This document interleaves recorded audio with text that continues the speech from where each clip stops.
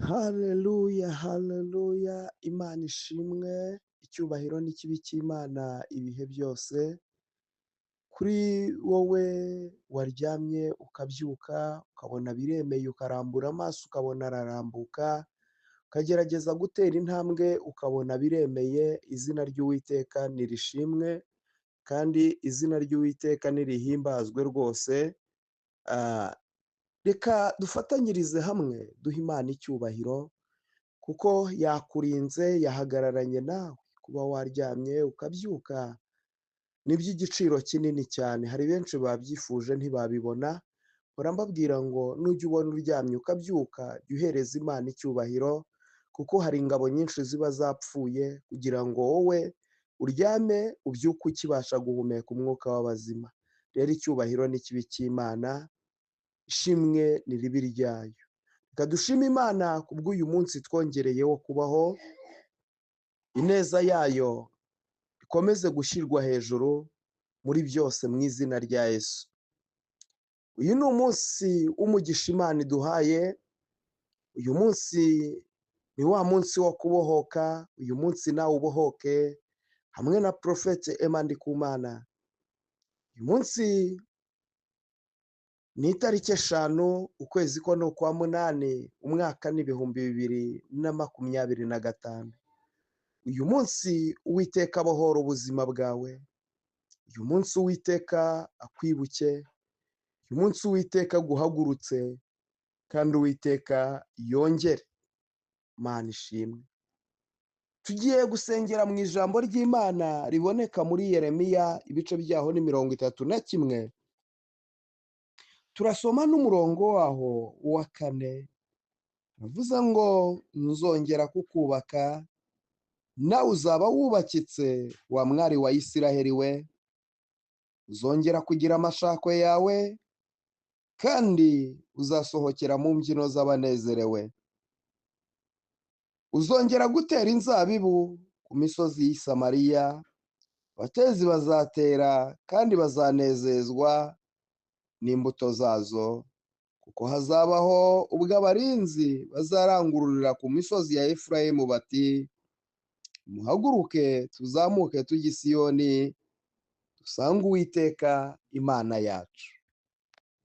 Imana ishimwe cyane. Ijambo ry'Imana riravuze ngo nzongera kukubaka.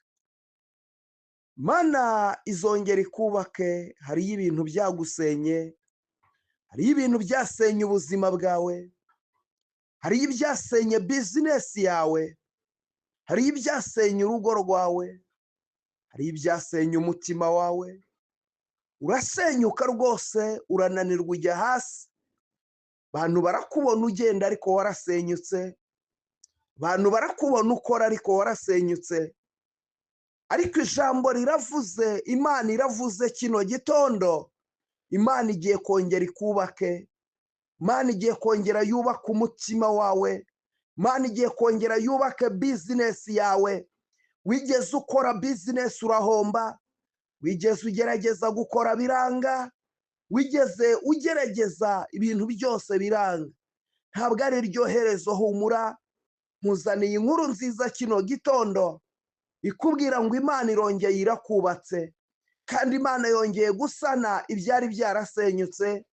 Ubuzima bwawe hari ahantu Satani yari yarabushize, ariko Imana igiye kongera ikubake. Akira kongera kubakwa mama, akira kongera kubakwa papa, akira wa musore we, akira kongera kubakwa wa mukobwa we. Bakubenza inshuro nyinshi, ubukwe bupfuye inshuro nyinshi, ariko humura, Imana igiye kongera ikubake. Urankurikiye, uri umushomeri igihe kinini, ndagira ngo nkubwire ngo humura, Imana igiye kongera ikubake. Zoni mashando wiribirifai lelebo tanini topevoniya. Imana igiye kongera ikubake mu izina rya Yesu. Imana igiye kongera yubaka ubuzima bwawe, Imana igiye kongera yubaka iterambere ryawe, Imana igiye kongera isane ibyawe byari byarasenyutse. Urugo rwawe rwari rwarasenyutse, ariko Imana igiye kongera irwubake. Umuryango wawe warasenyutse, ariko Imana igiye kongera iwubake. Umutima wawe warasenyutse, ariko Imana igiye kongera iwubake. umubiri wawe warasenyutse usenywe n'indwara, ariko Imana igiye kongera iwubaka igukiza izo ndwara, kuko ari Imana ishobora byose. Imana igiye kongera ikubake, akira kongera kubakwa n'Imana, akira kongera gukomezwa n'Imana, akira kongera guhagurutswa n'Imana. Uyu munsi wa none Uwiteka akuremeye ishimwe, Uwiteka akuremeye ubuhamya bushya, Uwiteka akuremeye amahirwe ya kabiri, Uwiteka agutindiye ikiraro. Reka dusengane Imana.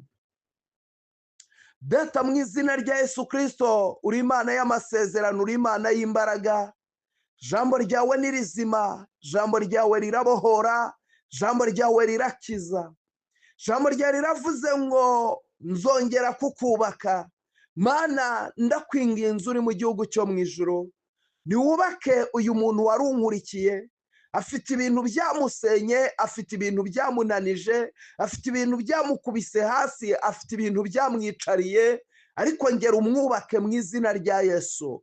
Uyu mukobwa warunkurikiye ngera umwubake, uyu mumama warunkurikiye reka wongere umwubake, uyu mugabo ngera umwubake, uyu musore, Imana Nyiringabo, wubake ubwoko bwawe, ubakomereze mu mbaraga zawe mu izina rya Yesu. Hari abantu baruhijwe n'uburwayi, abo ngabo reka urambure ikiganza cyawe none abakire gukira. Hari abo Satani yabohesheje iminyururu, arabazirika ababohera ahantu hamwe, ababohera mu bukene, ababohera mu gahinda, ababohera mu mubabaro. Abo bose Mwami ndabakurayo mu izina rya Yesu. Niwongere uwubake, wubake ubuzima bwabo, wubake ibitekerezo byabo, wubake ibyo bagerageza gukora byose, ubyubake kandi wongere usane inkike zari zarasenyutse, kuko uri Imana ishobora byose. Ndagushima Mwami ko wubatse ubwoko bwawe, kubakomeje ukabakomereza amaboko, kandi ubaremeye amashimwe, waremeye ibyishimo, waremeye ubutsinzi. Icyubahiro n'ikibi cyawe ni mu izina ryawe ryera Yesu Kristo, amen. Imana y'amahoro niguhereza umugisha, habwa umugisha n'Imana. Wakoze kubana nanjye kuri uyu munsi mwiza w'umugisha Imana iduhaye. Twari turi muri porogaramu ivuga ngo uyu munsi nawe ubohoke, niyo teme tugenderaho. Nawe uyu munsi ubohoke, nawe uyu munsi Yesu aguhagurutse. Ariko uyu munsi turabwiwe ngo Imana yongeye kukubaka, akira kubakika mu izina rya Yesu. Niba ubyumvishije neza, ujye muri komenti wandike muti nakiriye kubakika mu izina rya Yesu. Kandi urebe niba utarakora subscribe uyikore kuri YouTube, uyikoreho rwose, kandi ntugende udakanze like. Nimujya mugeraho mujye muhita mukanda like, kandi usharinge iri sengesho rigende rigere ku muntu wese. Ara undi muntu wasenyutse nawe yakire kubakwa mu izina rya Yesu, ubigizemo uruhare. Sharinga cyane, Imana iraguha umugisha. Urebe niba utari wakora follow kuri TikTok, naho uyikore. Aho urebe iyi video hose kuri platform uyirebeyeho, urebe niba warakoze follow, urebe niba ukora share. Imana y'amahoro igiguha umugisha kandi igikwagurira imbago. Ugubwe neza rero, umunsi mwiza. Ndabakunda, umugisha w'Imana ubomeho. Shalom, shalom.